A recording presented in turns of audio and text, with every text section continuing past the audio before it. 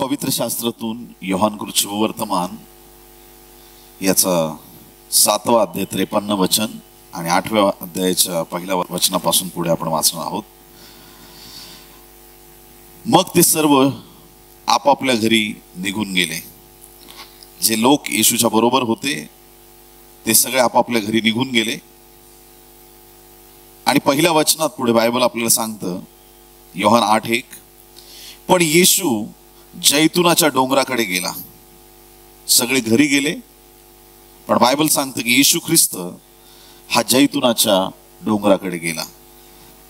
देवाच्या प्रिय लोकांनो, ज्यावेळेस सर्वांना विश्रांतीची गरज होती, सगळे आपापल्या घरी निघून गेले, परंतु येशू ख्रिस्त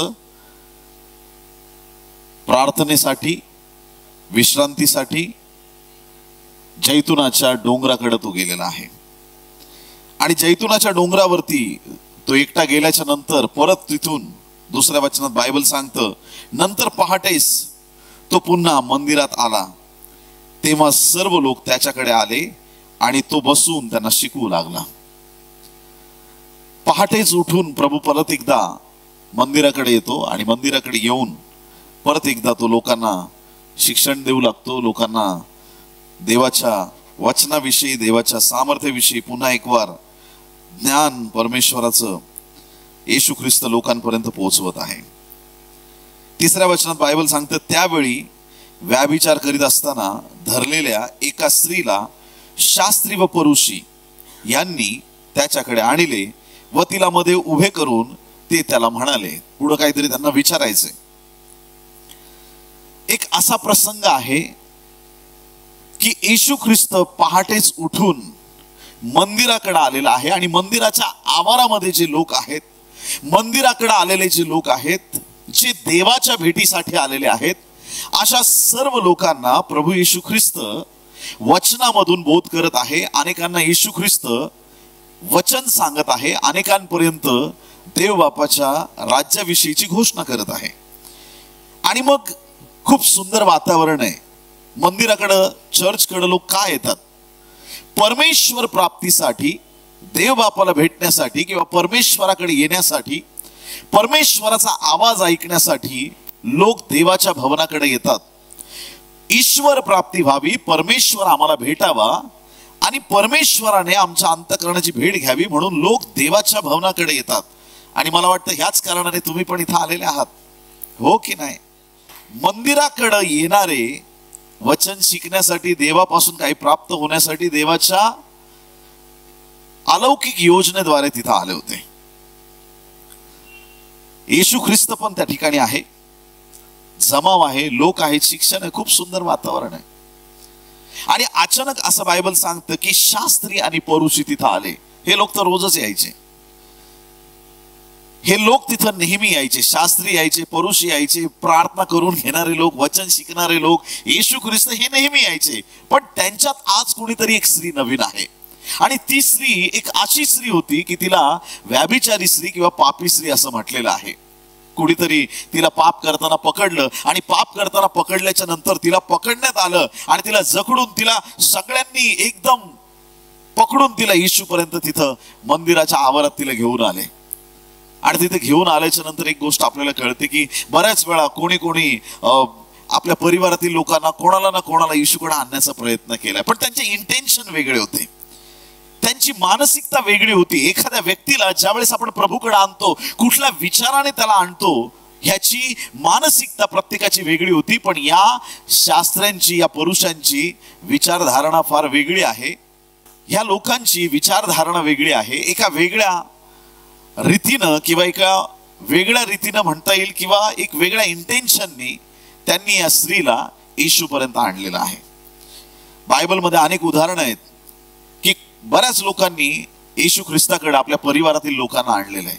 एक कनानी बाई होती। कनानी म्हणजे कोण? इस्रायली नव्हती, इस्रायल घराण्याच्या बाहेरची होती, कनानी होती ती। आणि ह्या कनानी स्त्रीला जी मुलगी होती, त्या मुलीला भूत लागलेलं होतं। आणि बायबल सांगतं, मत्तई 15वा अध्याय 22वा वचन, मॅथ्यू चॅप्टर 15 वर्स 22, मत्तई 15 आणि 22, आणि पहा त्या भागातील एक कनानी बाई येऊन मोठ्याने म्हणू लागली, अहो प्रभूजी, दाविदाचे पुत्र, माझ्यावर दया करा. माझी मुलगी भूताने फारच जर्जर केली आहे. एक आई तिच्या मुलीमध्ये असलेलं भूत घालवण्यासाठी ती येशू ख्रिस्ताकडे येते. चांगली गोष्ट आहे की वाईट आहे? आपल्या कन्येमध्ये असलेले त्या दुष्टात्म्याला घालवण्यासाठी, कारण तिला माहित आहे सगळे शिक्षण देतात, सगळे मोठ्या मोठ्या बाता करतील, पण येशू ख्रिस्त बोलतो पण आणि काम पण करतो. हालेलुया. काही लोकांना फक्त लांबलचक संदेश देता येतो. ऐकताय तुम्ही? हो का नाही? काही लोकांना फक्त शिकवता येतं, सांगता येतं, पण ज्यावेळेस ती कृती करण्याची वेळ येते त्यावेळी त्यांच्या जीवनात ती कृती दिसत नाही. प्रीती करा म्हणणं हे सोपं आहे, पण प्रीती करून दाखवणं म्हणजे ख्रिस्ताचा नियम तुम्ही पूर्ण करत आहात. चोरी करू नका हे म्हणणं सोपं आहे, पण स्वतः तसं जीवन जगणं म्हणजे खरंच तुम्ही ख्रिस्ताची इच्छा आपल्या जीवनात पूर्ण करत आहात. बाकीचे सगळे शिक्षण देणारे होते, सांगणारे होते, बोलणारे होते, परंतु भूत घालवण्याचं सामर्थ्य प्रभू येशू ख्रिस्ताकडे आहे. त्या आईला विश्वास आहे, तिला गॅरंटी आहे, आज मी अशा व्यक्तीकडे आले की माझी मुलगी आज बरी होणार आहे. हालेलुया. येशूकडं त्या आईने आपल्या मुलीला आणलं. आमची लेकरं आम्ही कुठं घेऊन जात आहोत? प्रश्न आहे आपल्या पुढं. आम्ही कोणाकडे घेऊन जात आहोत आणि आम्ही काय करत आहोत? आपल्या परिवाराला आपण कुठं घेऊन जात आहोत? एखादा परिवारातला व्यक्ती अडचणीत आहे, त्याला आपण कुठं घेऊन जात आहोत?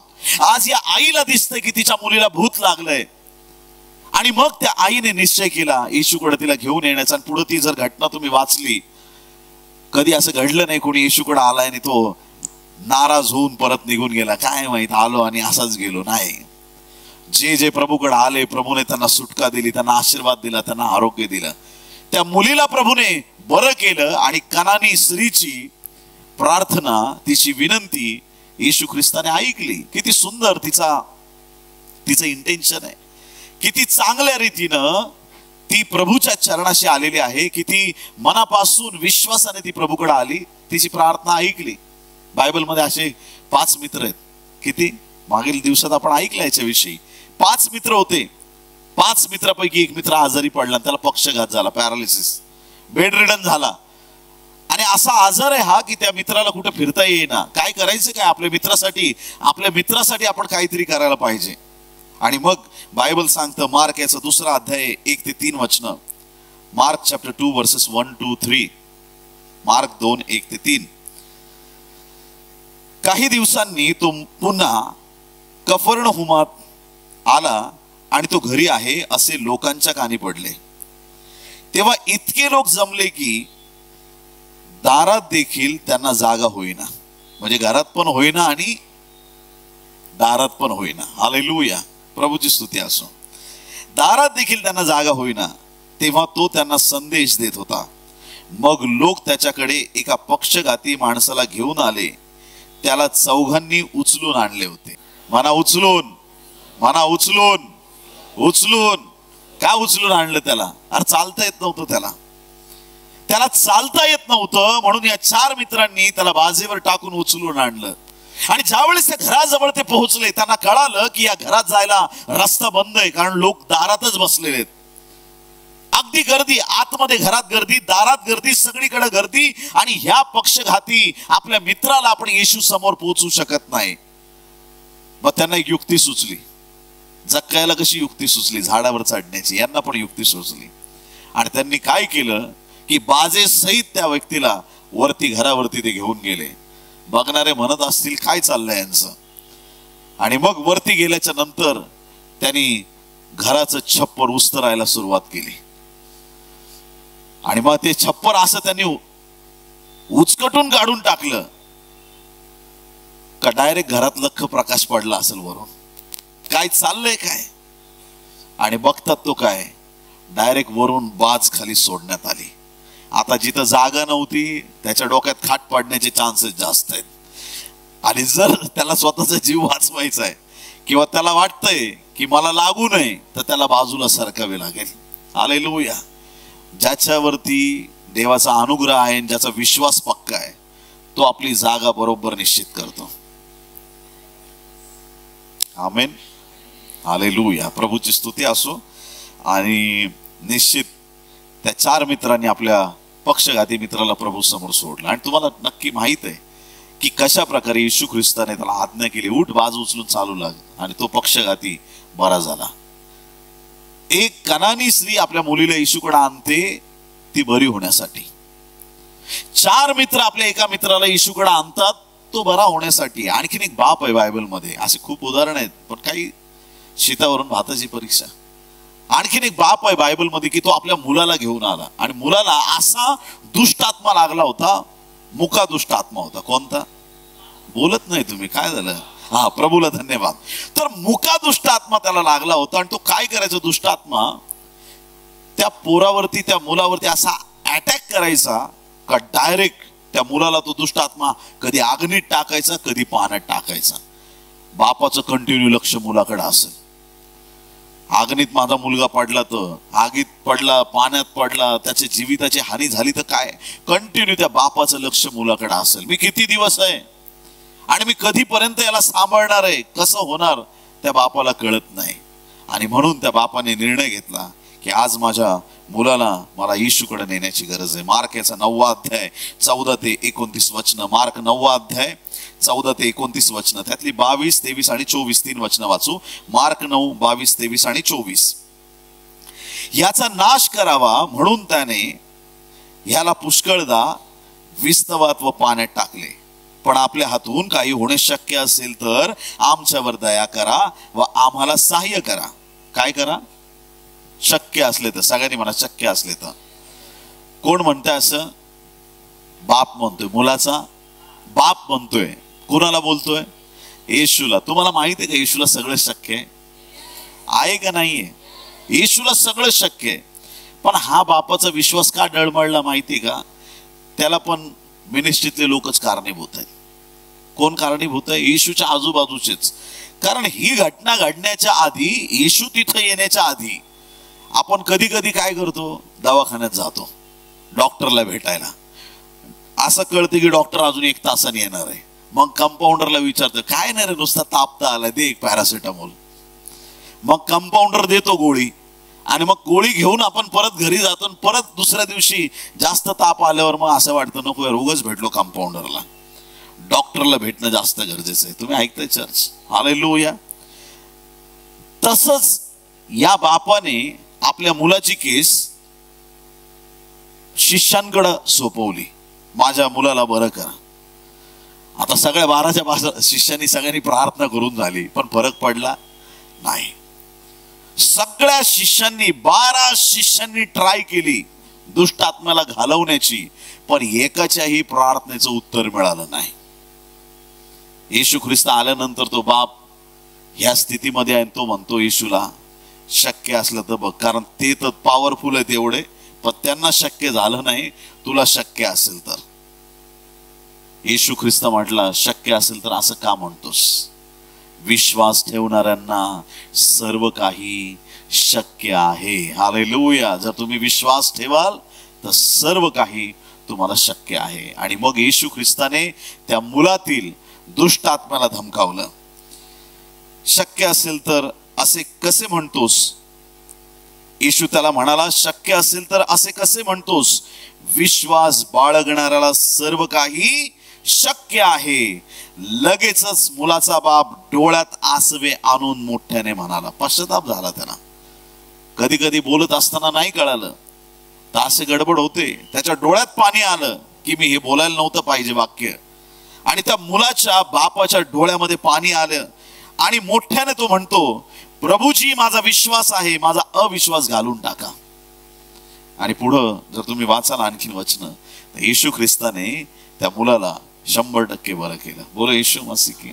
बरं, आता या सगळ्या वचनांमध्ये किंवा ही जी उदाहरणं सांगतोय, खूप वेळा अशा घटना घडल्यात की काही पालकांनी, आई बापांनी आपली लेकरं येशूकडे आणलेली आहेत. शिष्य दाटवायचे, ए येऊ नका इकडं. येशूने बोलला, हे सगळे बाजूला व्हा, ते लेकरांना माझ्याकडे येऊ द्या. हालेलुया. बालकास मजकडे येऊ द्या, त्यांना मना करू नका, कारण स्वर्गाचे राज्य त्यांच्या सारख्यांचेच आहे. प्रभूला धन्यवाद. देवाच्या प्रिय संतगणांनो, अनेक लोक आपल्या लेकरांना घेऊन येशूकडे आलेले आहेत.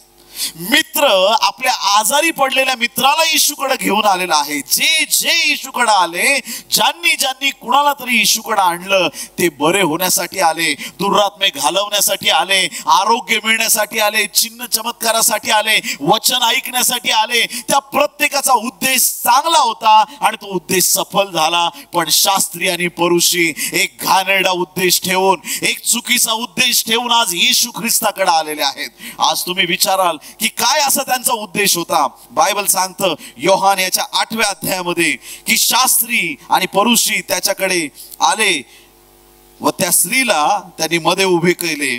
आणि ते काय म्हणतात पहा 4थ्या वचनामध्ये, 8 आणि 4, योहान 8वा अध्याय 4थं वचन.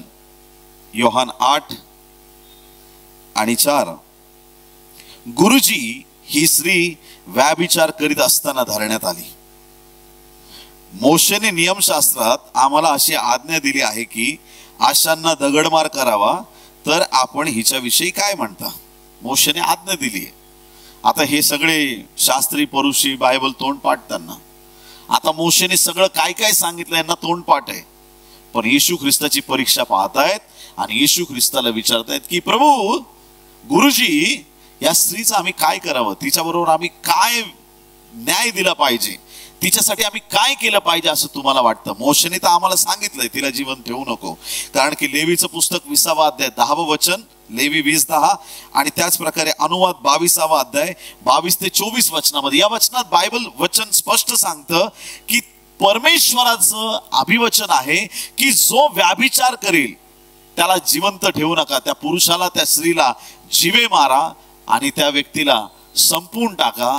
त्याचा नाश झाला पाहिजे. आशाने इस्रायल मधून पापाचा तुम्ही नाश कराल, असं देवाने त्यांना ताकीद दिली होती. मग बायबलमध्ये तर असं लिहिलंय जुन्या करारात. आणि मग ते एकसारखं येशूला प्रश्न विचारू लागले, या स्त्रीचं आम्ही काय करावं? जर यांना एवढं बायबल कळतंय तर त्यांनी जाऊन डायरेक्ट न्याय करायला पाहिजे होता. पण ते येशूला एका ट्रॅप मध्ये अडकवण्याच्या, किंवा येशू काय म्हणतो ह्याच्यामध्ये त्याला अडकवण्याच्या उद्देशाने तिथं आले. पुढं 6वं वचन त्याच्यात क्लिअर लिहिलेलं आहे. 6व्या वचनामध्ये योहान 8:6, त्याला दोष लावावयाला आपणास काहीतरी मिळावे म्हणून त्याची परीक्षा पाहण्याकरिता ते असे म्हणाले. येशू तर खाली ओढवून बोटाने जमिनीवर लिहू लागला. आमेन. किती सुंदर वचन आहे. काही काही लोकांच्या अशा चुकीच्या थिअरीज आहेत. येशू ख्रिस्त शिकलेला नव्हता, येशू ख्रिस्त काश्मीरला आला, आणि काय काय बकवास अशा काय काय गोष्टी दिवसात ह्या ऐकायला मिळतात. मन खिन्न होतं, वाईट वाटतं. अज्ञान असावं पण किती, याचं काही तारतम्यच नाही. इथं 2000 वर्षापूर्वीचे हे 100% पुरावे आहेत. हे शुभवर्तमान शिष्यांनी लिहिलेलं आहे. या योहानाने, येशूच्या शिष्याने, जो त्याच्याबरोबर उठला बसला फिरला, जो येशूच्या हृदयाला टेकला होता, त्याने लिहिलेल्या गोष्टी आहेत. येशू जमिनीवर लिहित होता याचा अर्थ येशू ख्रिस्त अशिक्षित नव्हता, शिकले सुधारलेला होता. हालेलुया. शिकलेला होता, त्याला सगळं माहित होतं. असा हा येशू ख्रिस्त जमिनीवरती त्या ठिकाणी लिहितोय. आणि ते त्याला प्रश्न विचारतायत की आम्ही काय करावं, आम्ही काय केलं पाहिजे, एकसारखं ते प्रश्न विचारतात. आता हा ट्रॅप म्हणजे काय आहे ना, कशा प्रकारे येशूला शब्दात अडकवण्याचा प्रयत्न करतायत ते पहा. पहिली गोष्ट, येशू ख्रिस्ताने हे बोलला की जा त्या स्त्रीला धोंडमार करा, तिला मारून टाका, तिला सोडू नका, तिला मारून टाका. तर ह्याच्यामध्ये येशू ख्रिस्त जो प्रीती आहे, देव प्रीती आहे, तर तो कसला वाचवणारा, तो कसला उद्धारक असं दिसतं. आणि मग तो जर मारून टाका म्हणतो, तर सगळ्यात पहिली गोष्ट ही होते की येशू ख्रिस्त रोमन सरकार विरुद्ध बोलत आहे, हा त्याचा अर्थ घेतला जाईल. आता कसं, ते एक वचन वाचल्यावर तुम्हाला अजून क्लिअर होईल. योहान याचा 18वा अध्याय 31वा वचन. येशू ख्रिस्ताला वधस्तंभावर खेळण्याची वेळ आहे आणि सगळे हेच शास्त्री परुषी आणि हे सगळे यहुदी लोक, मुख्य याजकासहित सगळे येशूच्या विरुद्ध कट रचत आहेत. आणि अशा परिस्थितीत योहान 18वा अध्याय 31व्या वचनामध्ये येशू विरुद्ध खटला चालवण्याचा प्रयत्न आहे. आणि त्या ठिकाणी काय शब्द आहेत पहा. पिलात काय म्हणतो त्यांना, पिलाताने त्यांना म्हटले, त्याला नेऊन तुम्हीच आपल्या नियमशास्त्राप्रमाणे त्याचा न्याय करा. यहुदी त्याला म्हणाले, आम्हाला कोणाचा जीव घेण्याचा अधिकार नाही. यहुदी लोक काय म्हणाले, आम्हाला कोणाचा जीव घेण्याचा अधिकार नाही. मग अधिकार कोणाकडे होता? आज जर बायबलमध्ये जुना करार पाळणारे जर यहुदी आपल्या मुंबईत असतील तर त्यांना हा अधिकार नाहीये की त्यांनी एखादा व्यक्ती चूक करताना दिसला, एखादा आई बापाला मारहाण करतोय किंवा म्हणजे जुन्या कराराप्रमाणे कुठलाही नियम मोडतोय ज्याला मृत्यूदंड बायबलमध्ये लिहिलाय, जर यहुदी लोक भारतात कुठं राहत असतील तर त्या लोकांना हा अधिकार नाही की वचनात जरी लिहिलंय तरी पण ते एखाद्याचा जीव घेऊ शकत नाही. का? कारण इथे इंडियन गव्हर्नमेंटचा नियम चालतो. तुम्ही ऐकताय चर्च? यहुदी लोक भारतात जरी असले तरी त्यांना त्यांच्या नियमाने इथं चालता येणार नाही, कारण भारतावरती या भारत देशाचंच राज्य आहे, भारत सरकार इथं आहे. आपली न्याय व्यवस्था ठरवणार कुणाला काही शिक्षा द्यायची का नाही द्यायची, ते आपली न्याय व्यवस्था ठेवणार. मग 2000 वर्षापूर्वी इस्रायलमध्ये कोणाचं राज्य होतं? रोमी लोकांचं होतं. येशूला क्रूसावर खेळत असताना कुणी खटले भरले आणि कुणी फायनल निर्णय दिला की याला क्रूसावर खेळा? शेवटचा शिक्कामोर्तब कुणी केला? हात धुवून पिलाताने केला, कारण त्या काळात रोमन साम्राज्य होतं. या स्त्रीचं काय करावं? जर येशू म्हटलं हिला धोंडमार करा, तर येशू ख्रिस्त रोमन सम्राटाविरुद्ध किंवा त्यांच्या सरकार विरुद्ध बोलतोय असा एक त्याचा अर्थ घेतला जाऊ शकत होता. परंतु येशू ख्रिस्ताला ते कुठल्या ना कुठल्या प्रकारे ट्रॅप मध्ये अडकवायचा प्रयत्न करतात. जर येशू म्हटलं की ह्या स्त्रीला सोडून द्या, तिला काही करू नका, मग काय? ती स्त्री तर दोषी आहेच, पण नियमशास्त्राप्रमाणे येशू ख्रिस्त पण दोषी झाला. हा ट्रॅप होता. आणि मग त्या दिवशी त्यांचा हा प्लॅन असेल 100% या स्त्रीला तर मारायचंच आणि तिच्या बरोबर येशूला पण धोंडमार करायचं, कारण हा बायबलच्या विरुद्ध बोलतोय, हा नियमशास्त्राच्या विरुद्ध बोलतोय. म्हणजे कुठूनही बोलला तर येशूवरती काहीतरी संकट आणण्याचा त्यांचा प्लॅन होता. प्रभूला धन्यवाद.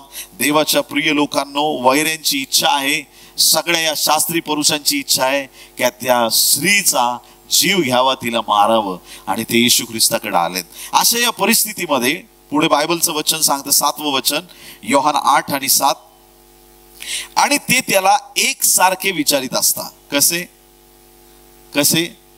एकसारखे विचारित असता, एकसारखे न थांबता विचारतच राहिले. सांगा ना, सांगा ना, सांगा प्रभू, सांगा काय करायचं. एकसारखे विचारित असता तो उठून त्यांना म्हणाला, तुम्हामध्ये जो निष्पाप असेल त्याने प्रथम तिच्यावर दगड टाकावा. फार मोठी गर्दी होती, फार मोठे जमावामध्ये ज्ञानी आणि हुशार लोक होते. तुमच्यात जो कोणी निष्पाप असेल, एवढे लोक होते जे दोष देण्यासाठी आले होते. ज्यावेळेस ही घटना मी वाचतो आणि ज्यावेळेस ह्याच्यावरती मनन करतो, इथं टायटल हे की व्याभिचारी स्त्री, पण काय माहित, असं वाटतं याला टायटल असं पण असलं तर चाललं असतं, व्याभिचारी गर्दी. जर ती स्त्री व्याभिचारी आणि येशू ख्रिस्त विचारतो, जो तुमच्यात निष्पाप असेल, ज्याने कधी पाप केलं नाही, त्याने तिच्यावरती धोंडमार करावी. आणि बायबल पुढं काय सांगतं पहा, 8व्या वचनामध्ये, मग तो पुन्हा खाली ओढवून जमिनीवर लिहू लागला. हे शब्द ऐकून वृद्धातल्या वृद्धापासून तो थेट शेवटल्या माणसापर्यंत ते सर्व, सगळे म्हणा सर्व, सर्व काय झालं? सर्वांना, सर्व एकामागून एक निघून गेले. येशू एकटा राहिला आणि तेथेच ती स्त्री मध्ये उभे होते. सगळेच टाकून गेले. जे जे तिथं आले होते त्या स्त्रीला दोष देण्यासाठी आणि प्रभू येशू ख्रिस्ताला त्यांच्या बोलण्यामध्ये अडकवण्यासाठी, त्या सर्व लोकांनी ज्यावेळेस येशूचे शब्द ऐकले त्यावेळेस ते सगळे निघून गेले. ती स्त्री पापी होती, मान्य आहे, पण येशू ख्रिस्ताच्या प्रश्नाला ह्या प्रकारे त्यांनी प्रतिसाद दिला की ते तिथून माना खाली घालून निघून गेले. याच्यावरून कळतं त्या गर्दीत एक पण माणूस चांगला नव्हता, सगळे पापी होते. ती स्त्री पापी होती, ती तिथंच येशू जवळ थांबली. हे लोक पण पापी होते, त्यांनी तिथून पळ काढला आणि ते निघून गेले. कधी असं वाटतं की जर मी त्या गर्दीत असतो, की मी पण तिथं आलोय, प्रभू सांगा काय करायचंय या स्त्रीचं, जर मी पण तिथं उभा असतो, मी पण त्या गर्दीत त्या स्त्रीला दोष देत उभा राहिलो असतो, मी पण हातात दगड घेऊन तयारीत असतो, प्रभू बोल काय करू हिचं, सांग हिला दगड मारू का, मी पण त्या गर्दीत असतो आणि मी जर बघितलं असतं, अरे तो विचारतोय तुमच्यात कोण निष्पाप आहे, मी तर पापी आहे, मी पण त्या पापी स्त्रीच्या बाजूला जाऊन उभा राहिलो असं म्हटलं असं, प्रभू मी पापी आहे, मज पाप्यावर दया कर. हालेलुया. ते बाकीचे जे निघून गेले त्यांना पकडून पकडून परत आणलं असतं आणि त्यांना सांगितलं असं, हा जगाचा उद्धारक आहे. हालेलुया. Praise the Lord. आम्हाला पापाची कबुली देता आली पाहिजे. आमचा ॲरोगन्स, आमच्या मनाचा कठीणपणा आम्हाला नम्र होऊ देत नाही, आम्हाला पापाचा अंगीकार करू देत नाही. पतन होणाऱ्या व्यक्तीला नेहमी असं वाटत राहतं की मला काही फरक पडत नाही. नाश होत चाललेल्या व्यक्तीला कधी स्वतःच्या पापाची जाणीव होत नाही. बायबल सांगतं प्रत्येक मनुष्याने पाप केलंय. या मरणाऱ्या जगाला सुवार्तेची गरज आहे, त्यांना जीवनाची गरज आहे. अख्ख्या जगामध्ये येशूचं नाव पोहोचण्याची गरज आहे. त्या गर्दीमधला प्रत्येक व्यक्ती तिथून माघारी निघून गेला. का निघून गेले? ते समाजातले प्रतिष्ठित लोक होते. त्यांना वाटत होतं ह्याच्या पुढं काय थांबायचं. येशूला ते झिरो समजत होते. येशूला ते देवाचा पुत्र म्हणून मानत नव्हते. पण ही स्त्री जी तिथंच उभी राहिली. हालेलुया. बायबल सांगतं शेवटपर्यंत जे टिकून राहतील, हालेलुया, त्यांना जीवनाचा मुकुट मिळणार आहे. शेवटपर्यंत टिकून राहतील, शेवटपर्यंत टिकून राहतील, शेवटपर्यंत टिकून राहतील. बऱ्याच ठिकाणी भरती आणि ओहोटी येत राहते, पण धन्य आहेत ते लोक जे शेवटपर्यंत टिकून राहतात. गर्दी आली म्हणून आले, गर्दी संपली म्हणून निघून गेले, त्याला अर्थ नाही. परिवार कसा असतो? टिकून राहणं गरजेचं आहे. ख्रिस्ताच्या प्रीतीत, देवाच्या सामर्थ्यात टिकून राहणं गरजेचं आहे. हे सगळे लोक त्या ठिकाणातून निघून गेले, सगळे लोक तिथून निघून गेले आणि प्रभू येशू ख्रिस्त तिथं आहे आणि ती स्त्रीमध्ये उभी आहे.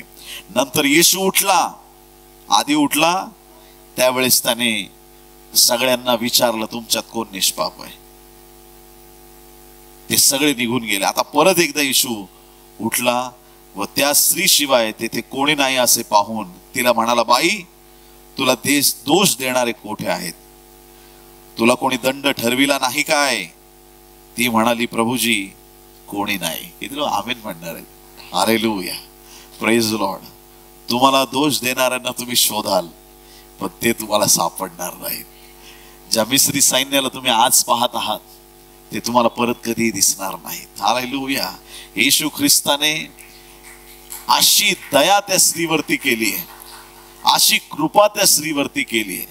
ज्यावेळी तिला पकडलं ना, म्हणजे एक असा तिच्या लाईफचा हा मोमेंट आहे.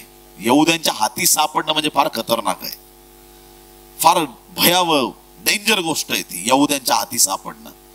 क्रूर लोक आहेत, क्रूर, एकदम कट्टर लोक आहेत, एकदम कट्टर. ठरवलं करणारच ते. येशू निर्दोष असलं तर मारू शकले ते, म्हणजे त्यांचे मन एवढं कठीण होतं. आणि त्या कठीण मनामध्ये त्यांनी पक्का निर्णय केलेला आहे, आज कुणाचा तरी जीव घेऊनच घरी जायचं. आज त्यांनी पक्का निर्णय केलेला आहे की ह्या स्त्रीचा आज नाश होणार आहे. आणि ज्यावेळी ती त्यांच्या हाती लागली असेल, तिला काय वाटलं असेल? संपलं, झालं, आता माझं जीवन संपलं. पण त्या लोकांनी चुकून एक चांगलं काम केलं की त्या स्त्रीला येशूकडे आणलं. हालेलुया. इंटेन्शन चुकीचं होतं, पण योग्य व्यक्तीकडे त्यांनी आणलं, योग्य व्यक्तीकडे आणलं. कलोसी 3 अध्याय आणि 5 वचन. कोलोसियन्स चॅप्टर 3. तर पृथ्वीवरील तुमचे अवयव म्हणजे जार कर्म, अमंगळपणा, काम वासना, कुवासना व लोभ याला मूर्ती पूजा म्हणावे. हे जीवे मारा. हे सगळं पाप आहे. बायबल सांगतं पापाला जीवे मारा.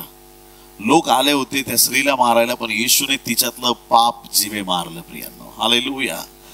हे वचन आहे प्रभूचं की प्रभूने तिच्यातलं पाप 100% नष्ट केलं. प्रभू काय म्हणतो तिला पहा, कोणी तुला दंड ठरविला नाही का? नंतर 11व्या वचनामध्ये, योहान 8:11, ती म्हणाली, प्रभूजी, कोणी नाही. तेव्हा येशू तिला म्हणाला, मीही तुला दंड ठरवित नाही. जा, यापुढे पाप करू नको. आमेन. जा, यापुढे पाप करू नको. एक तिची नवीन सुरुवात झाली, नवीन सुरुवात झाली.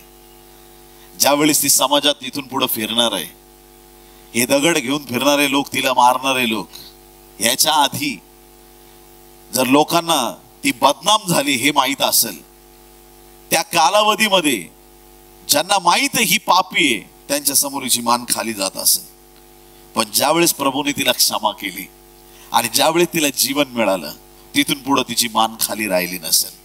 तिला सन्मानाचं जीवन जगता आलं, कारण की ती इथून पुढे पापी म्हणून नाही तर एक आशीर्वादी स्त्री म्हणून ती जीवन जगत आहे. हालेलुया. तुमचा इतिहास कसाही असू द्या, पण तुमचं भवितव्य उज्ज्वल करण्याचं सामर्थ्य येशू ख्रिस्ताकडे आहे. वैऱ्याने तुम्हाला मारण्याची योजना जरी केली असेल तरी तुम्हाला जीवन देण्याचं सामर्थ्य प्रभू येशू ख्रिस्ताकडे आहे. तुम्ही कुठल्याही इंटेन्शनने प्रभूकडे आलेले असाल, कुठल्याही कारणाने तुम्ही प्रभूकडे आलेले असाल, कारण काही असो, जर तुमची पावलं देवाकडे वळालीत तर परमेश्वर तुमच्या जीवनात चमत्कार करणार आहे. तुमच्या जीवनात तो अद्भुत काम करणार आहे. तुमच्या जीवनावर तो दया केल्याशिवाय राहणार नाही. हालेलुया. प्रभूला धन्यवाद. आपल्या जीवनावरती तो दया आणि कृपा केल्याशिवाय राहणार नाही. तुम्ही फक्त देवाकडे वळणं गरजेचं आहे. त्याच्याकडे तुम्ही काही इंटेन्शन घेऊन या. बाळ पाहिजे, आरोग्य पाहिजे, दुष्ट आत्मा जाऊ दे, धोंडमार करायचं आहे, तुमचं इंटेन्शन काही असो, तुमचं इंटेन्शन नाही पूर्ण होणार, त्याचं इंटेन्शन पूर्ण होणार, त्याची योजना पूर्ण होणार, त्याचं सामर्थ्य तुम्हाला दाखवून देणार की तो किती महान आणि प्रतापी परमेश्वर आहे. हालेलुया. या सगळ्या वचनांमधून एक गोष्ट कळते की जिने स्वतःला प्रभू समोर लीन आणि नम्र केलं, जी प्रभू समोर स्थिर उभी राहिली, तिला चमत्कार दिसला. आज आम्ही स्थिर प्रभू समोर उभं राहणं गरजेचं आहे. स्थिर प्रभूच्या सानिध्यात राहणं गरजेचं आहे. कधी आशीर्वादांना विलंब झाला, आपल्या जीवनामध्ये एखादी गोष्ट जर घडत नसेल, त्याला जर कधी विलंब झाला, कधी असं वाटलं मी प्रार्थना करतोय उत्तर मिळत नाही, मी आता काय करू, उजवी डावीकडे वळू नका. जिथून उत्तर येणार आहे त्या प्रभू समोर स्थिर उभे राहा. तुम्हाला ज्यांनी आणलंय ते पण सोडून जातील. तुम्ही ऐकताय का चर्च? ज्यांनी तुम्हाला रस्ता दाखवलाय कदाचित ते पण सोडून जातील. ज्यांनी तुमच्या बरोबर राहून दिवस काही कंठित केलेले आहेत ते पण सोडून जातील. परिस्थिती काही असो, पण आता आलत ना येशूकडं, स्थिर टिकून राहा. आशीर्वाद तुमच्याकडे आल्याशिवाय राहणार नाही, प्रभूचा गौरव झाल्याशिवाय राहणार नाही. आली होती तेव्हा तिचं मरण फिक्स होतं, पण जाताना तिला सार्वकालिक जीवन फिक्स झालं. प्रियांनो, हालेलुया. जाताना तिला अनंत जीवन प्राप्त झालं, कारण की प्रभूने तिला अभिवचन दिलं, जा मी तुला माफ करतो. ज्याची पाप माफ झालेत, ज्याला येशूने माफ केलंय, त्याला स्वर्गात जाण्याचा अधिकार मिळालेला आहे. हालेलुया. किती मोठा देवाचा आशीर्वाद आहे. आज देवाच्या प्रिय लोकांनो, त्या कठीण मनाच्या गर्दीत आपण आहेत, काही एकटे पडलेत पण तरी पण नम्र आहेत, हे आपल्यावरती डिपेंड आहे. हे सगळं आपल्यावर डिपेंड आहे. आज आपण कुठल्या पद्धतीने प्रभूकडे पाहत आहोत. आज प्रभूकडे आलेलो असताना आज प्रभूला सांगूया की माझं जीवन मी तुला समर्पित करत आहे. प्रत्येक प्रकारच्या पापातून मी माझ्या जीवनाला पूर्णपणे बाहेर काढण्यासाठी तुला विनंती करतो. प्रभू, मला नवीन जीवन दे, माझं जीवन आशीर्वादित कर. आमेन. हालेलुया. या आपले डोळे बंद करू, एक लहानशी आपण प्रार्थना करूया. धन्यवाद, धन्यवाद, धन्यवाद येशू. पवित्र पवित्र परम पवित्र थोर सामर्थ्यवान आमच्या प्रतापी परमेश्वर, आकाश आणि पृथ्वीच्या उत्पन्न करता स्वर्गीय बापा, प्रभू येशू ख्रिस्ताच्या नावात आम्ही तुझ्या चरणाशी येऊन प्रार्थना करतो. जी वचनं आज आम्ही वाचली, ज्यावर आम्ही मनन केलं, प्रभू आज या वचनाद्वारे आमच्या अंतःकरणाची पकड घे देवा. ती धरली गेली आणि आम्ही धरलो गेलो नाही, एवढाच फरक आहे. माणसांनी आम्ही धरलो गेलो नसेल प्रभू, पण तुझी नजर तर आम्हाला पाहतीये. प्रत्येक प्रकारच्या गुप्त पातकापासून आपल्या लोकांना तू सोडवावस अशी कळकळीने प्रार्थना आणि याचना करतो. तुझं येणं समीप आहे. त्या दिवशी कुठली लबाडी करून चालणार नाही, तुझ्या पुढे काही खोटं चालणार नाही प्रभू. अंतःकरणाचे शुद्ध ते धन्य ते तुला पाहणार आहेत परमेश्वरा. आज आमची याचना आणि प्रार्थना आहे प्रभू, सर्व प्रकारची अनिती पाप येशूच्या नावात निघून जाऊ दे. आज फक्त बरकतीचे, पैशाचे आणि आशीर्वादाचे संदेशांची गरज नाहीये प्रभू. आज पश्चातापाच्या संदेशाची गरज आहे देवा. आज या जगाला गरज आहे की त्यांच्यापर्यंत सत्य पोहोचावं, जगाला ओरडून सांगता यावं एकच उद्धारक या जगामध्ये आहे आणि त्याचं नाव प्रभू येशू ख्रिस्त आहे. स्वर्गीय बापा, आज आम्ही तुझ्याकडे याचना करतो देवा. ज्या ज्या कानांपर्यंत आज हे वचन पोहोचलंय त्यांच्या मनाला तू बेचैन कर आणि प्रत्येक प्रकारच्या गुप्त पातकापासून प्रत्येकाची सुटका कर देवा. राग, द्वेष, कलह, मतभेद, तटपुत्री, सर्व वाईट गोष्टी, व्याभिचार, व्यसन, रंगेलपणा, सर्व तुला न आवडणाऱ्या गोष्टी येशूच्या नावात निघून जाऊ देत. आज आपल्या लोकांचा कैवार घे, अद्भुत रीतीने प्रत्येकाची भेट घे प्रभू. तुझ्या जिवंतपणाचा अनुभव दे. तू नाही माफी करणार तर जगात कुठेच माफी नाहीये प्रभू. तुझ्याकडून ती क्षमा प्राप्त करावी प्रभू. यासाठी प्रत्येकाला तू सहाय्य कर. तुझ्या रक्ताने धुतलं जाण्यासाठी प्रत्येकाच्या हृदयाची अंत्यकरणाची तयारी कर. तुला धन्यवाद देतो की आज आमची प्रार्थना तुझ्या समोर सादर झाली आहे आणि ज्या आम्हाला तू नवीन जीवन दिलंस प्रभू, आम्हाला धैर्याने सांगता येऊ दे, मी पापी होतो पण माझ्या प्रभूने माझ्या पापांची रास झाकून टाकली. माझ्या प्रभूने मला त्याच्या स्वतःच्या रक्ताने धुवून शुद्ध केलं. लाल मुंद पापे बर्फाहून शुभ्र झाले आहेत. पातकाचा डाग काढून टाकला आहे प्रभू. या धैर्याबद्दल आम्ही तुझ्याकडे याचना करतो. असं धैर्य प्रत्येकाला दे. सहाय्य कर प्रभू. तुझी दया आणि कृपा कर. ज्याला ख्रिस्त नावाचं धन लाभलं प्रभू, त्याच्या जीवनात काही कमी पडणार नाही प्रभू. तुझ्या त्या अलौकिक सामर्थ्यात प्रत्येकाला तू चालव. धन्यवाद पिते. आमची प्रार्थना आज तू जमेस धरलीस. इथून पुढचा वेळ तुझ्या हाती घे. आम्हा प्रत्येकाच्या जीवनातून फक्त तुला आणि तुलाच गौरव मिळू दे. ही सर्व प्रार्थना उद्धारक येशू याच्या गोड, पवित्र आणि सर्वोच्च नावात मागतो म्हणून पिते ऐक. आमेन, आमेन. टाळ्या वाजून प्रभूला धन्यवाद देऊया.